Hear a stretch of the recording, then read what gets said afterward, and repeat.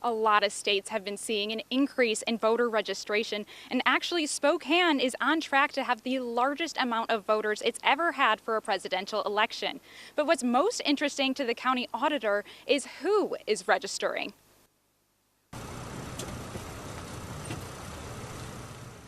Even though Washington has had mail-in voting for years, Spokane County is seeing a new spike in voter registration. And we are expecting potentially a record-breaking turnout in this presidential election. We had almost 3,300 new registrations in August alone. So we are now over 334,000 registered voters.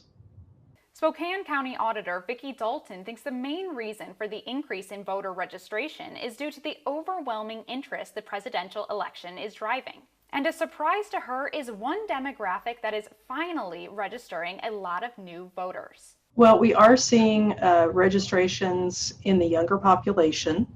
We are seeing better turnout than we would expect in the younger population. It's going to be an amazing year. Dalton tells me that she's also projecting a historic turnout among all voters in Spokane County.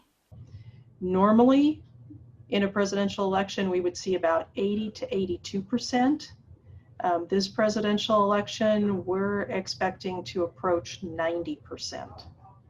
That means she's expecting 300,000 ballots, which is over 80,000 more than in the 2008 presidential election. Luckily for her, Washington gives a 3-week grace period for votes to trickle in from either the USPS or ballot boxes. But your vote will only be counted during the grace period if it is marked as sent the day of the election or earlier. Dalton is expecting a tsunami of ballots to come in, so she's urging everyone to vote as soon as they get their ballots after they're sent out on October 16th.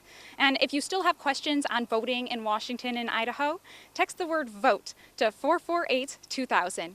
In Spokane, Morgan Trow, KREM 2 News.